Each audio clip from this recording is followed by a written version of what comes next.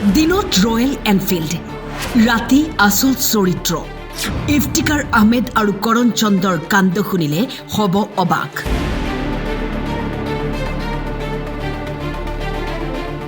প্ৰথমে চাওক এই দৃশ্য।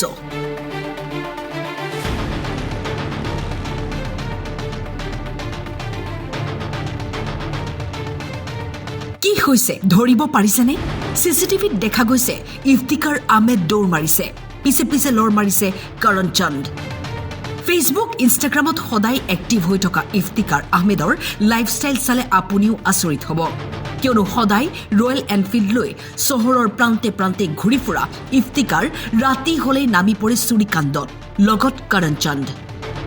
বদৰপুৰৰ এখন চৰকাৰী শিক্ষা প্ৰতিষ্ঠানৰ গেটৰ তলা ভাঙি দুয়ো সোমাই স্কুলত। তাত থকা 3টাকৈ LCD টিভিৰ লগতে 2টা কম্পিউটাৰ, এটা প্ৰিণ্টিং মেচিন, 4টাকৈ চিলিং ফেনৰ লগতে এটা গেছ চিলিণ্ডাৰ চুৰি কৰি উধাও হয়।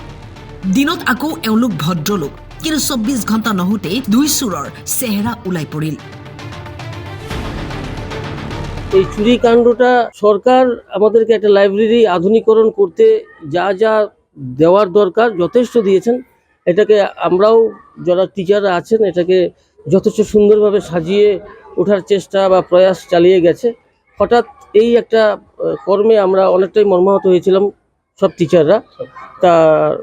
তারপরেও আবার আমরা সাধুবাদ জানাই এখানে যে শনি মন্দিরের যে কমিটি আছে, এখানে সিসি ক্যামেরার দ্বারাই চোর শনাক্ত করা সম্ভব হয়েছে। শ্রীভূমির পৰা সৌমিত্ৰ দাসৰ ৰিপৰ্ট, টাইম 8।